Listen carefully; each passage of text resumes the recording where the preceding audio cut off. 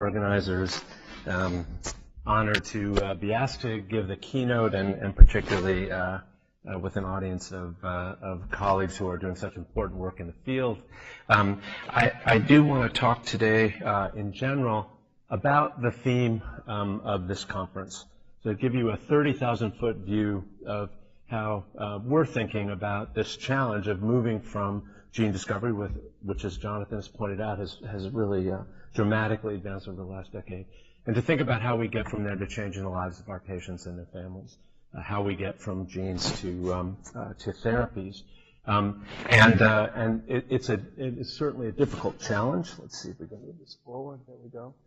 So to give you a sense of where I'd like to head is really I plan neither to give you a comprehensive view of the genetics of autism or of what we understand about the neurobiology of autism. We're going to have several days to go into detail.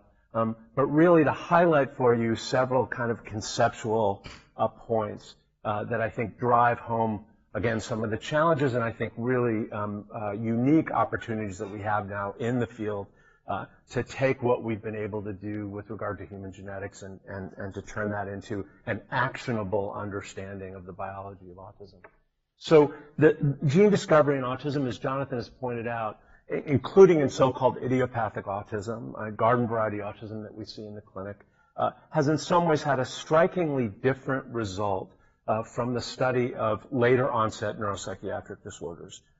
There's some overlap, which I'll discuss later, but with regard to gene discovery, for adult onset disorders, this has really been dominated by the identification of highly polygenic risk, very small effect sizes, alleles that map outside of the coding region of the genome.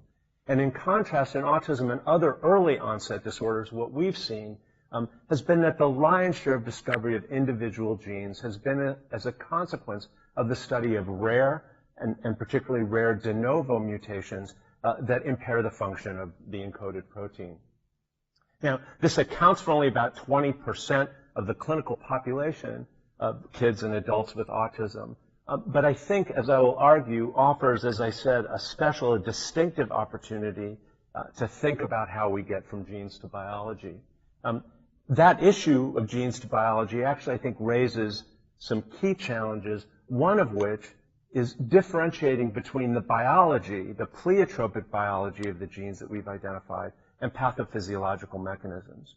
Relatively easy now that we know that these genes are contributing to ASD, to drop them into a model system, a whole variety of model systems, and to identify consequent biology. It's a greater challenge to understand whether that biology is really relevant to social disability, to the things that we see as the defining characteristics of autism spectrum disorders.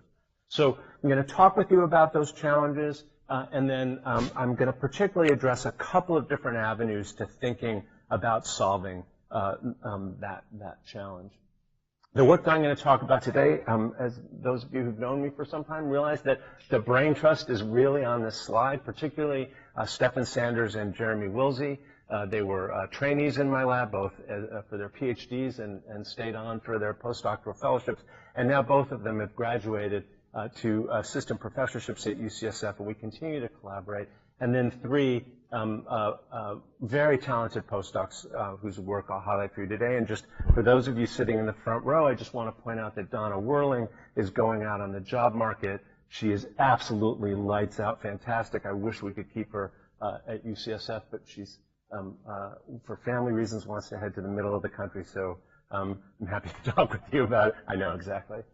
She's as good as it gets. So to give you kind of an overview of where we are in genetics, particularly with regard, as I say, to idiopathic autism, the non-syndromic forms of autism, I want to highlight for you really the kind of key observation that has caused this transition, as Jonathan pointed out, from sort of wandering in the desert to really being able to reliably, reproducibly identify ASD genes. And that observation was the contribution of de novo mutation to ASD risk. And as I emailed to Jonathan, he should really be the keynote speaker because this was an observation that really Jonathan focused in on when he was working in Mike Wiggles' lab and published I think the most important paper, in my view, seminal paper in terms of this transition to genetics of autism, identifying that submicroscopic chromosomal abnormalities, copy number variations, were overrepresented in kids with autism, particularly from families in which there was only a single affected individual. So this observation, de novo mutation, simplex families, only a single affected individual, really has been the driving conceptual change that has led to this reliable gene discovery. And in retrospect, you can really understand how, not only how important that observation was, but really in retrospect how logical it was. So we're interested in identifying rare mutations of large effect, but natural selection abhors mutations of large effect over time. Right? They're weeded out of the genome in passing from generation to generation, particularly for early onset neurodevelopmental disorders. So if you're able to identify a mutation in the generation in which it arises, it opens the door to very large effects by really narrowing the window that natural selection has to act on that variation. So it gave us an opportunity, particularly with advancing technology, to be able to look at mutations of large effect. So as I said, the initial observation, actually in a very small number of people for a genetic study, just several hundred families, was able to identify this increased rate of de novo copy number variation in ASD. I'm going to jump ahead about 6 or 7 years, tell you that that result was replicated in multiple labs, and the specific regions of the genome were validated and replicated. But what I want to jump to is the kind of next step, which was simply a technological shift from being able to look at small chromosomal abnormalities to look at the sequence of the genome. And here, the initial genome-wide approaches that were used were focusing on the portion of the genome, the coding genome, and asking essentially exactly the same question that Jonathan asked and answered with Mike Wigler, which was, is there an increased rate of de novo mutation in simplex families with only a single affected individual? And here, this is a series of papers, this one from my lab, whoops, let's go forward again. This one from my lab with Stephen Sanders as the first author, was able to identify, again, in a relatively small sample, only about 200 families, that there was an increased rate in probands versus their siblings, but particularly for variations that change or is predicted to change the encoded protein, and then quite prominently for variations that were expected to lead to a loss of function. And then this was replicated in a series of papers a couple years later in a much larger sample, about 2,000 families. And this paper in particular was a collaboration between my lab, the Wigler lab, and the Eichler lab. So this shows that heterozygote, likely gene-disrupting variants in the coding portion of the genome are clearly statistically overrepresented, are more common in simplex families and cases versus their unaffected siblings. I want to point out that, whoops, we'll go back again. One additional observation that arose in the earliest studies and has been replicated, which is that as a general proposition, as a group, if you ask the question, well, there are more heterozygote likely gene-disrupting mutations, are there more likely in kids with autism to have multiple de novo mutations, including loss of function mutations? And here, this is affected and unaffected, and you can just eyeball that these distributions don't differ. So what we're seeing is that there's no group difference in general in silent mutations, here in blue, or in individuals, or in multiple mutations in affected versus unaffected. So what does this tell us? When you think about those observations, number one, they confirm that these heterozygote protein-altering mutations are carrying risk. The second thing is that in general, it's a single event. We don't see evidence that this is by and large multi-hit. Doesn't mean that it doesn't happen, but as a general proposition, it is a single event that is carrying that risk. And this enrichment that we see in cases versus controls is because we're looking at risk events. The evidence that I've shown you really argues against the notion that it's some sort of hypermutability. If there were hypermutability, all kinds of mutations, including silent mutations, you would expect would be increased. And you would expect to see that multiple mutations would be more likely in kids with autism than unaffected siblings, and we don't see that. Now, one last thing that I want to point out is the way that we do these experiments, focusing on the mutations that we do, sort of naturally biases towards the identification of a particular genomic mechanism. and that's the identification of loss-of-function mutations. The reason for that is when we're scanning the genome, it's relatively simple to identify canonical splice site mutations, frame shift mutations, loss-of-function mutations, like a canonical stop. Much more difficult to look across the genome and begin to identify as a group, say, gain-of-function mutations. So the analysis actually biases towards this mechanism of haploinsufficiency, the loss of one copy of two genes. And I'm going to come back to that now.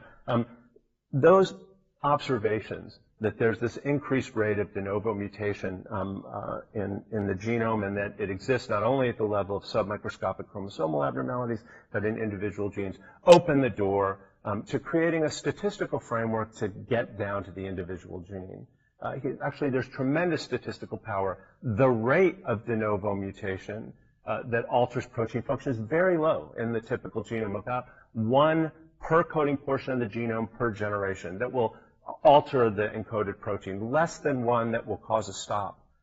So when you think of it, you've got this very big target. You're essentially rolling the dice once per generation, or less than once per generation. So the null hypothesis would be that it would take a long time to observe by chance that there were 2 or 3 or 4 of these very rare events in the same gene. So we can leverage that to begin to identify where we deviate from that null expectation, begin to identify specific genes. This is a summary of a whole bunch of work that took both work from the samples that we were working on in Simon Simplex collection and other international consortia, put it all together. This paper was in 2015. It's getting a little kind of long in the tooth, still a pretty good list of the risk genes, but as Jonathan pointed out, we should be weeks away from the collaborative effort by the Autism Sequencing Consortium to deposit into bioarchives, sort of the next generation, which will get us over 100 genes on this list. And when you take a look at, I'm going to make 2 observations here. When you take a look at those that have the highest statistical evidence, a false discovery rate of less than 0.01, the overall kind of effect size, actually the mean effect size here is a 20-fold increase in risk. The top genes that we see, SCN2A, GRIN2B, CHD8, are double that. So we're looking at very large effects for genetic studies. And the other thing I want to point out is that while I'm talking about work, not surprisingly from my lab, that one of the really striking features was the fact that we were all the labs that were involved in this effort were sort of landing at the same time, often in the same journal, sometimes weeks apart. And so this is really collective work from the Wigler lab, the Eichler lab, Mark Daly's lab, State lab, et cetera. All right. So I just want to contrast for you these observations again. As I've said, that in other common psychiatric disorders and in common disorders in medicine in general, this is the picture that if you pick up a journal that you're used to seeing. A Manhattan plot showing you the statistical evidence for alleles typically in the non-coding region that are contributing. And here, this is in Manhattan plots are chromosomes and then statistical evidence here. And I want to point out this is sort of a very famous figure from the PGC paper that kind of exploded the common variant genetics of schizophrenia. And Eric Lander is fond of calling this the Freedom Tower of schizophrenia genetics. They've been able to identify the gene underlying most of this signal, which is part of the classical complement pathway C4, some beautiful work by Beth Stevens. And Steve McCarroll being able to identify that. But I really want to remind you that what you're looking at here is a p-value. So this is a statistical result that's 10 to the minus ridiculous. It gets sort of, I don't even know what the number is anymore, but there's absolutely no question that it's a real result. But the effect size of that allele, of the Freedom Tower of schizophrenia genetics, is actually very small. And one way to think about that from the same paper is to look at sort of cumulative genetic risk in schizophrenia. This is divided into deciles. These are odds ratios. And if you just had this allele, the C4 allele, you would go from having about a 1% chance of having schizophrenia to having about a 1% chance of having schizophrenia. In fact, you would go to about 1.27% chance of having schizophrenia. In contrast, in the top decile of risk, you start to get collectively to the effect sizes that we're looking at in a single driving loss of function mutation in ASD. And again, I want to underscore this because when you read about the post-genomic era in psychiatry, there's a tendency to have a focus on adult disorders. So there's a lot of concern around polygenic architecture, combinatorial genetics. How do you identify what allele is relating to what gene? How do you model multiple hits simultaneously and understand the relevance of biology that has very little impact overall in the human individually? In autism and other early neurodevelopmental disorders, that is not the picture that we're dealing with. All right. So what I want to do now is talk about, now that's the great news. We have coding mutations. We know where they, we know that in the genome, we can largely interpret them because of the way that we've identified them. We can tell you that they have very large effect on the risk for having autism. But they're challenges. How do we get from there to doing something, as I said, that's going to be important for our patients and their families? So I want to talk about some of the conceptual challenges to translation. So when I started out, as Jonathan was pointing out, in the bad old days when we could never find genes, my talks used to be about how it was so hard to find genes for common psychiatric disorders, and then I would talk about what we would do if we found genes. And there was some version of this slide in every talk, which is that we would find the gene, we would understand the protein, we'd put it in model systems, understand pathways, cells, circuits, and get to behavior. And of course, the minute that you identify genes, you realize that that is a profoundly overly simplistic idea about how this all works, and particularly for the genes that we've identified in ASD that are generally biologically pleiotropic. What we begin to see is that even with a single gene, that you're likely to see multiple isoforms, and that those isoforms are going to play out potentially in different cell types within the brain, in different brain regions, that those may be involved in different brain circuits and can underlie different behaviors. And sometimes in model systems won't underlie any behavior, though we know in humans that the mutation in this gene leads to a reliable diagnosis of ASD. And even this, which you can kind of assign, say, well, this is biological pleiotropy, and that makes it more difficult because if you go from here, where's your path? You may be able to, as I say, make a mutation, look in your favorite brain region and see that you've affected these cells and potentially these circuits, but are those the right ones to be focused on, or potentially are they other aspects of the biology, as I say, of these pleiotropic genes? And then unfortunately, when you begin to actually really think about what's going on, you can't just look in cross-section, a gene to protein, et cetera.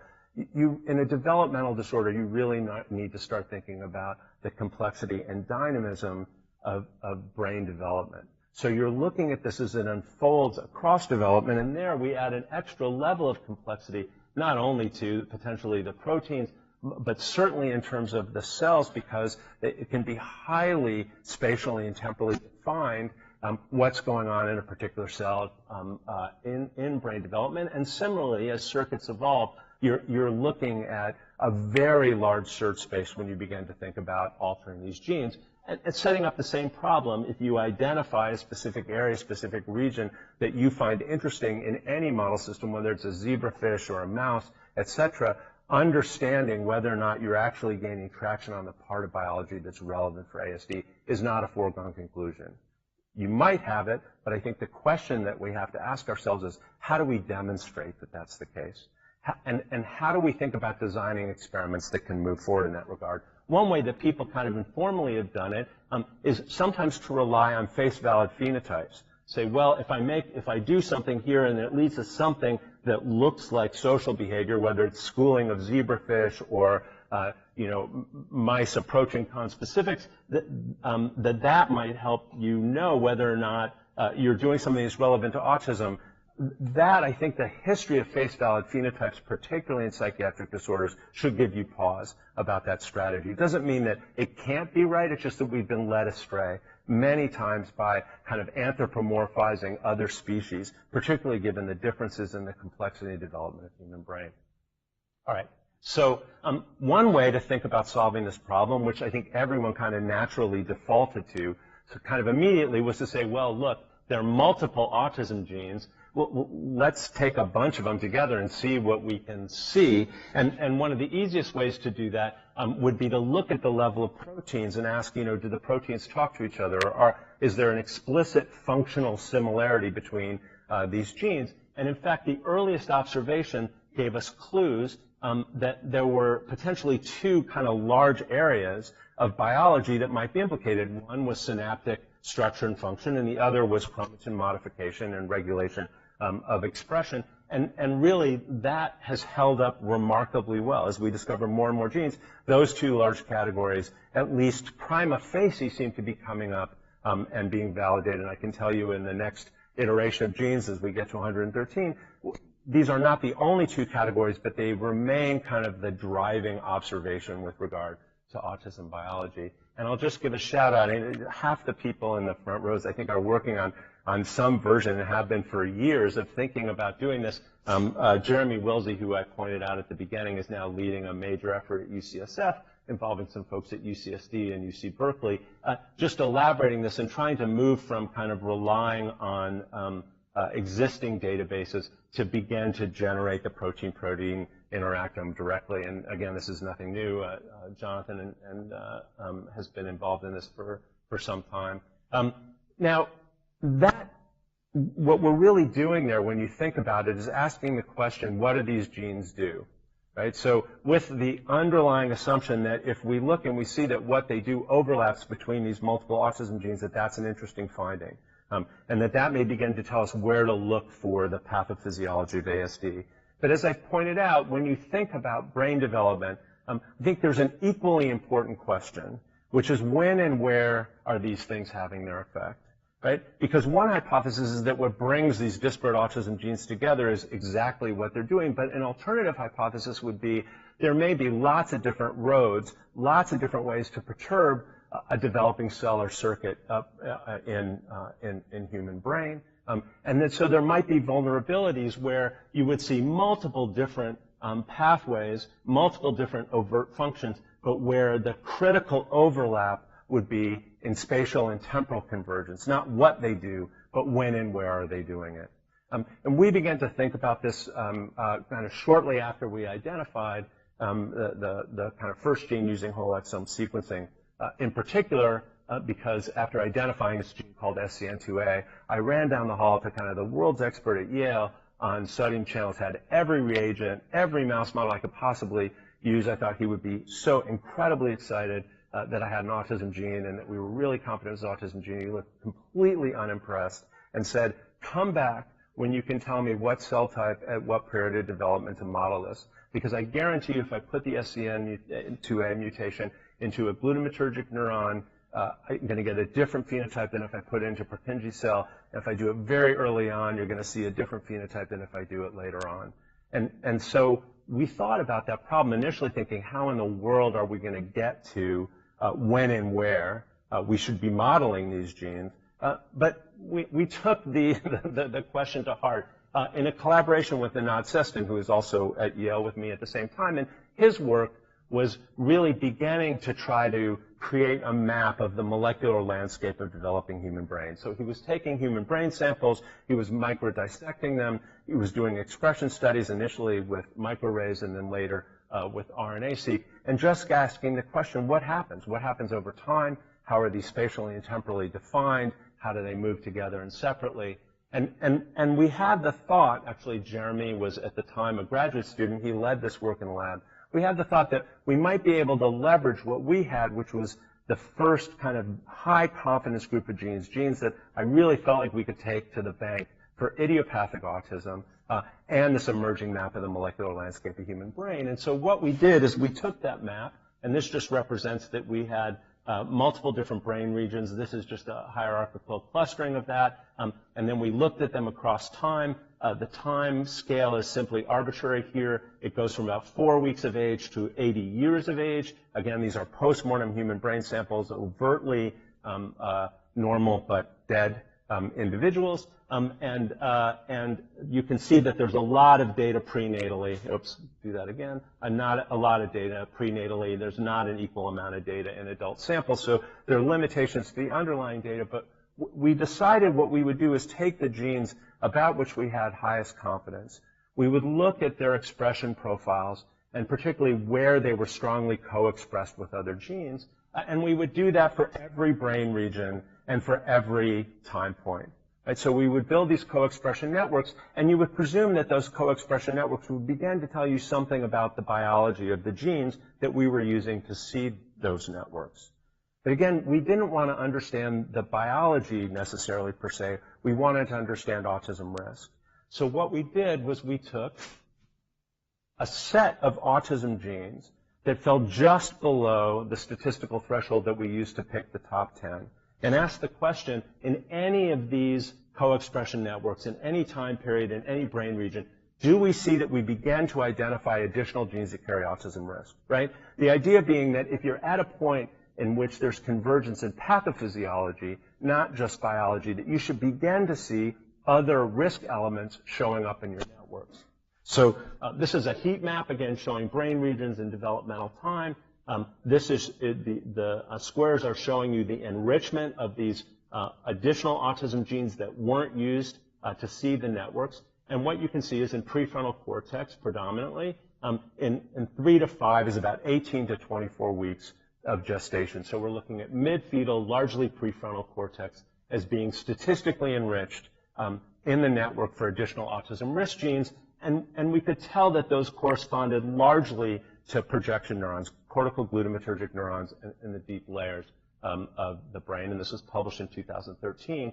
Subsequently, this is unpublished data. Every time we've kind of reached a pause in gene discovery, we've run this similar analysis. And you can see that they looked fairly similar here. We're picking up some other regions, which I think would be expected, would be shocking to me. In fact, I would be certain that whoever brought it to me was wrong if they said there was only a single cell type, single brain region, single time point. But what you can see is that about this time point in mid-fetal development, it shifts slightly as we get greater resolution. We continue to have a collective statistical evidence for prefrontal cortex. This is primary motor and somatosensory cortex, which is hard to dissect out. And we can see that there's enrichment. And what I want to point out is that this enrichment is for a specific set of genes. It's not all of the genes that we seeded. It's not all of the additional risk genes.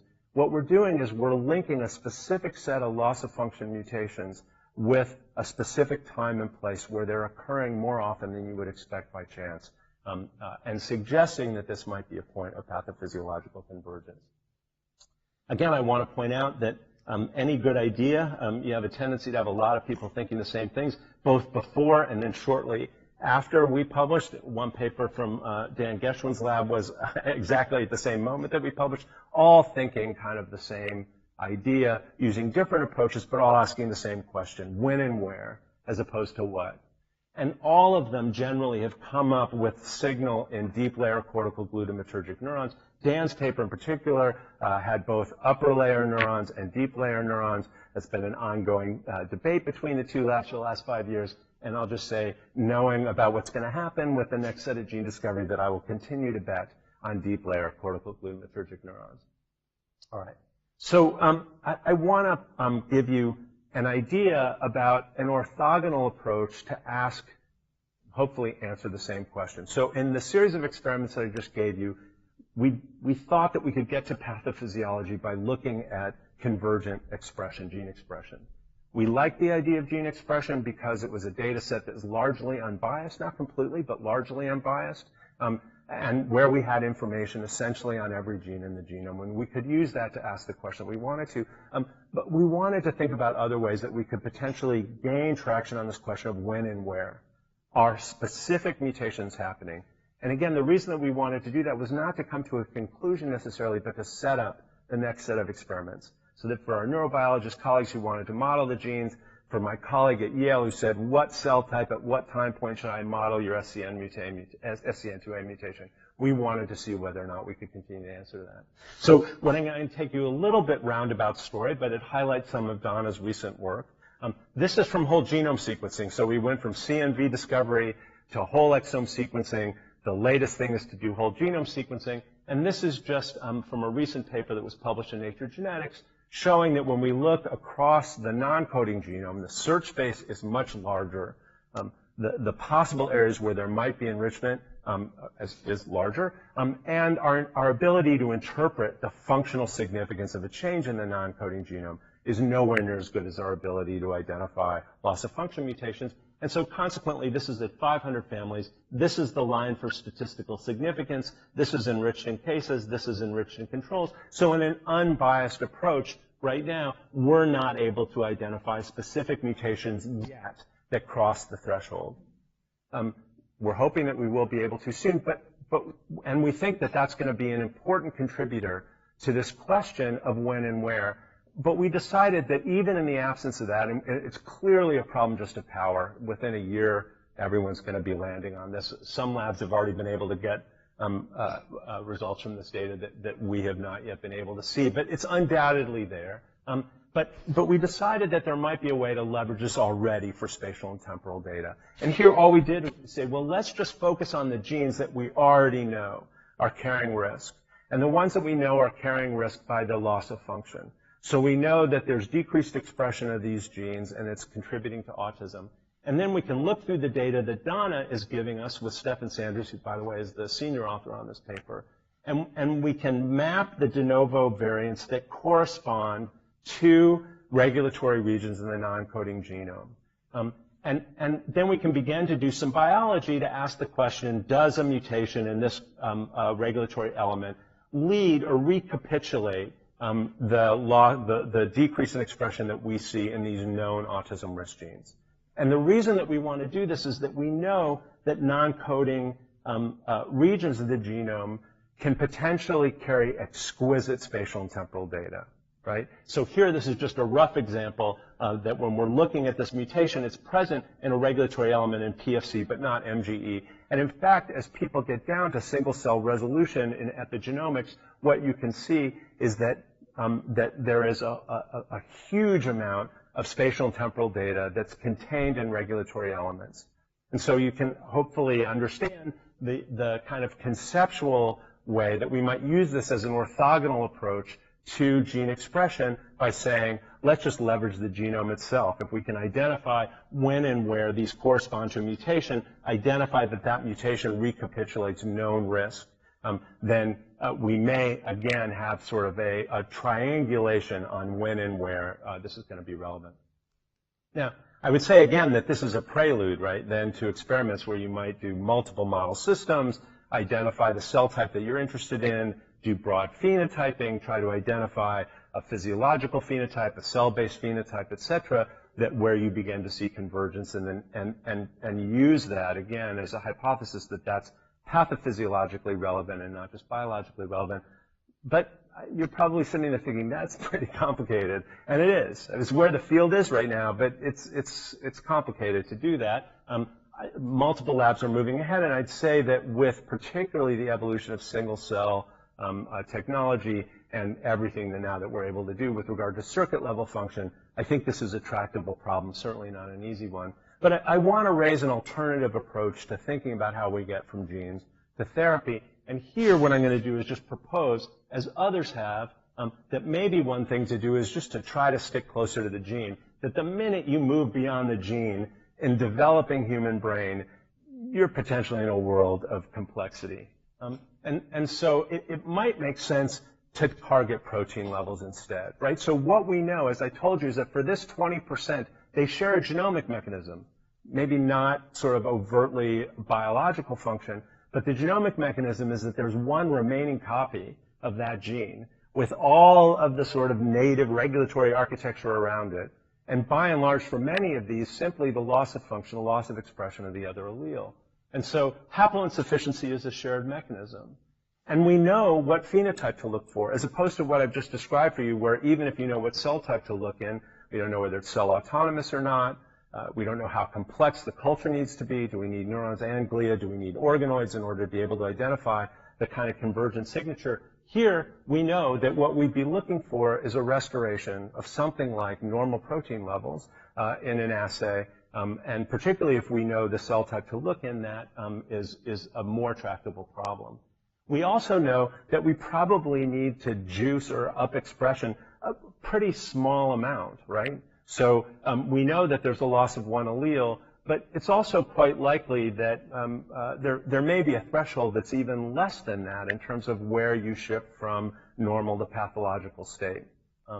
Now, there are multiple ways we know to get here, right? Now, with the evolution of CRISPR technologies, CRISPR-A, there are ways to begin to think about doing broad genomic screens just to ask, can we get the protein levels back to normal? This is already being done pharmacologically. And in fact, point out down here that Ben in the audience has published several papers, including a very recent one in molecular autism, leveraging this for a monogenic form of autism, looking at UB3A and Angelman syndrome. But conceptually, a very similar idea. There, it's an imprinted gene, and so you're looking at a slightly different problem. But overall, it's leveraging pharmacological properties to change the expression of the gene, in this case, to release the repressed expression. And so that work is already moving into phase 1 trials, for all we know. Maybe we'll find out. Okay, so now there are practical issues around this, clearly. So the top mutations, the genes, while they're rare, they carry very large risks, so that's a good thing. And as you're thinking about it, you may think, well, he just told me that the risk is in mid-fetal cortex, so yikes, that's going to be hard to target that. But I think there's multiple lines of evidence that you'll hear about for the next, I'm sure, throughout the course of this conference, that we can intuit that the window might be open for longer than that. So in the most general level, we know that children with early intervention get better. Something is plastic. The horse is not completely out of the barn. We also know from model systems in monogenic forms of autism that you can rescue much later in development, even into adulthood, and see resolution of many of the hallmarks of Rett syndrome, Fragile X, etc. So that opens the door to the idea that if we were going to move this to human, maybe we don't need to do it before symptoms emerge. And that, from a practical standpoint, would be quite important. You can imagine it could be quite difficult both to identify and then to engage individuals where there's a mutation in a child, but it's not clear, A, what will happen. And I'm going to move to point to sort of the particular challenges of that, the minuses. So these top genes, while they're rare, they carry very substantial risks, but there's a big question for what? So I told you that autism versus schizophrenia or major depression was quite different with regard to gene discovery. But the fact is, actually, with regard to copy number variation, it's almost an identity. A recent paper from Jonathan, a huge sample in schizophrenia. Every one of the risk CMVs were risk CMVs that Jonathan, our lab, and other labs have identified, not just for autism, but for other neurodevelopmental disorders. So you really have this question. You can see a mutation, but you don't know, in looking at it, how that's going to play out over time. So it does raise a practical question about how, if you were going to move this to the clinic, how you might do that. So if there is a window, conceivably you could wait for first symptoms. We can now diagnose autism in the first, or at least have a strong suggestion that we're moving in that direction in the first 6 months of life. That, coupled with the identification of a high-risk mutation, could conceivably be the substrate for a clinical trial of this strategy. Going earlier seems unlikely. This is a minus given the phenotype issue, this lack of specificity, and what you would imagine would be many of the ethical questions around risk versus benefit. Clearly, there are going to be challenges identifying individuals carrying rare mutations, though again, when you think about what's happening in large health systems, particularly in the US now, if you're in Geisinger, every person in that health system is having whole genome sequencing. So the day when there will be genomic data available very early on to correlate with the first emergence of symptoms may not be far away. And then there are obviously some practical questions around CNS penetration and potentially off-target effects. I'm doing okay on time, but as I went through the last bullet points, one of the things I didn't highlight, and I want to before I conclude, is that not only is this work that now is being done already in monogenic forms of ASD, but there have been some really important papers in spinal muscular atrophy showing both antisense oligonucleotides and AAV, being able to take what is a very early onset neurodegenerative disorder that is affecting the central nervous system. It's the anterior horn, but it's the central nervous system. Being able to use gene targeting therapies and to alter expression in a long-lasting way. And in that model, again, it's hijacking the existing biology to restore normal function, in that case, an aberrant splice juncture in a second copy of SMN. So I think what we're looking at really is the beginnings, potentially, of the substrate to think about going directly from gene discovery in a small number of very high-risk genes that have a tendency to lead to bad outcomes, be able to identify that through a combination of early screening and genetic diagnosis, and then to really think about that potentially being the substrate for precision medicine. So I'm going to end by saying that de novo mutations, sequence of structured DNA carry large risks. I've told you the story about autism. I really have told you a more general story about early onset neurodevelopmental disorders. So we're seeing evidence for very similar genetic architecture in epilepsy, in Tourette syndrome, in obsessive compulsive disorder, and ADHD. Some of these are already published as an epilepsy, Tourette disorder. There's one paper, a second one will be coming soon. OCD and ADHD are already bioarchived and will be coming out soon. Genes are not fate, and genes also, in a whole variety of ways, they're not fate for the individual. They also, as I've mentioned, have a tendency to be biologically pleiotropic, and that leads to complexity in thinking about this journey from gene discovery to biology. The risks are not specific, and that raises some practical challenges, but I hope I've convinced you that I think that there's a path forward to begin to sort through that. These genic large effect mutations are quite different from where they're generally struggling in adult onset disorders. I've already talked about biology versus pathophysiology. And I just want to end by taking a moment to step back and pretty much tell you exactly what Jonathan told you in my introduction, which is that over the last 10 years, what we've seen is a field where there was traction on monogenic forms of intellectual disability and social disability, but really where the common forms of autism that walk into your clinic day in and day out were essentially completely opaque. And in part because of the work of folks in this room, that has completely transformed now from the standpoint of genetics. And so when you step back, it's no longer even exciting in the lab to identify a new autism gene. I have to remind all of the young, energetic researchers in my lab what a profound transformation this is. And while we're not there yet, I hope that I've given you a sense that kind of, again, at the 30,000-foot level, that even though these are complex problems where we have to sort through the dynamism of human brain development and pleiotropic biology and risk-benefit considerations with regard to early trials, there is a picture coming together now, as Jonathan pointed out, where we really, I think, those of you sitting in the back, the students here, your scientific careers will coincide with a profound transformation in what we're able to do, both to detect and understand autism and autism risk, but also, I believe, with our ability to intervene again in a way that changes the lives of patients and their families potentially. So thank you very much for your attention.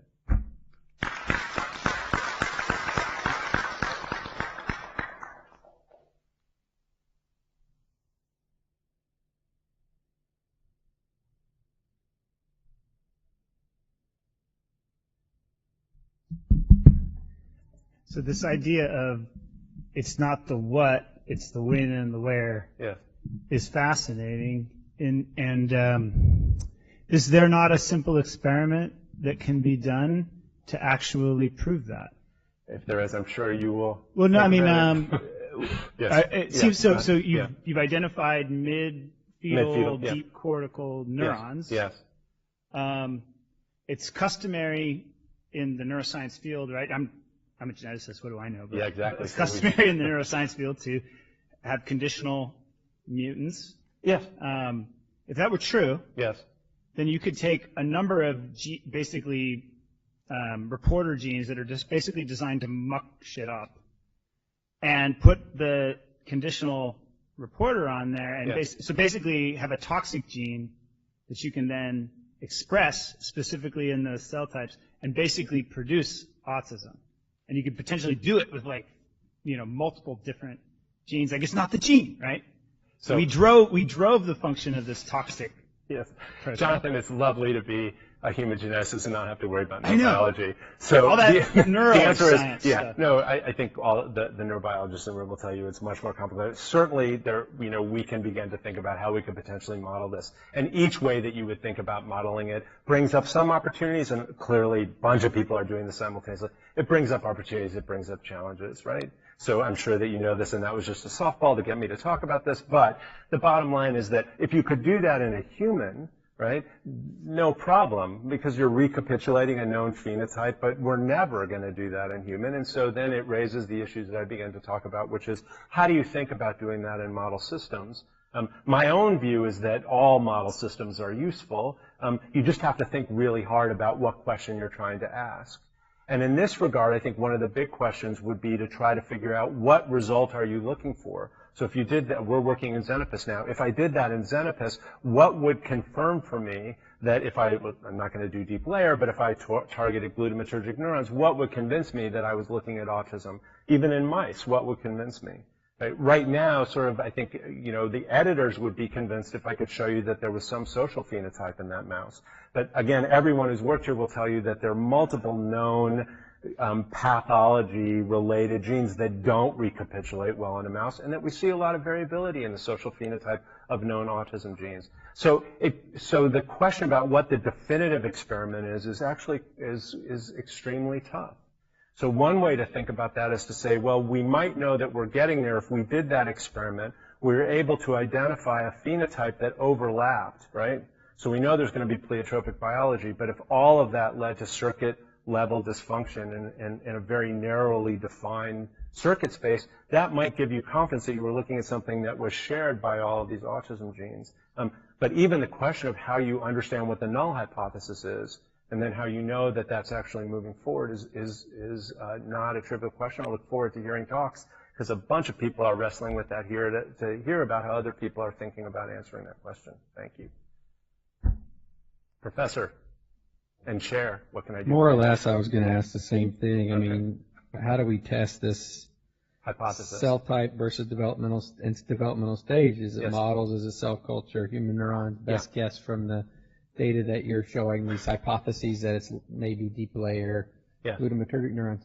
And then just listening to Jonathan, it struck me that we've done, Carl Deiseroth has, done essentially the experiment where you manipulate the function of those inhibitory neurons in the interneurons in the prefrontal cortex, a subtype, I forget, barbalbumin maybe, I can't remember which one, and recapitulated a social phenotype, and yet the data are all pointing somewhere else. And so I don't fall in either camp, and I'm just wondering, I guess that's proof. How do I think about it? Either that proves a point, it proves a point that layer 5 is wrong and it's all about interneurons, or it proves a point that mice are garbage. Yeah. And I'm not sure that is the conclusion I would draw. So the first is, I think, as I pointed out, at least in my view, look, our best bet is that this is a circuit level phenomena.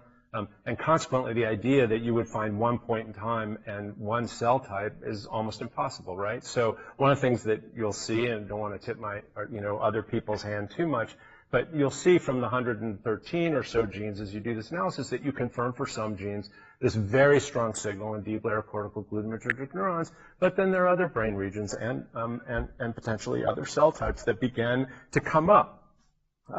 And they come up, again, I think in a way that can be helpful because they're not all overlapping. So there may be some genes where you would ask the question about what their impact might be in striatal interneurons, and there may be other genes where you would ask the question, at least initially, do I see an overlapping phenotype in deep layer glutamatergic neurons? So I don't think that, one or the other is going to prove it. I guess where I come back to is I'm a human geneticist, so I'm a big believer in statistical evidence. And so I guess my answer would be, if you see it once, that's a really interesting idea. The question is, if there are multiple genes that lead to autism, right, then do you begin to think about a way that allows you to establish what you believe is a null hypothesis and then cumulatively identify data that suggests that you're deviating from that. And when you think about what I've shown, so our hypothesis with deep layer cortical glutamatergic neurons, pretty much every lab that's done this, they may get a little bit of something else at the time, but they're all hitting the same cell type, and they're using different gene lists, they're using different expression data sometimes, they're using different statistical methods, and there I just say that, we went from people saying, well, how in the hell are you going to figure out when and where to look?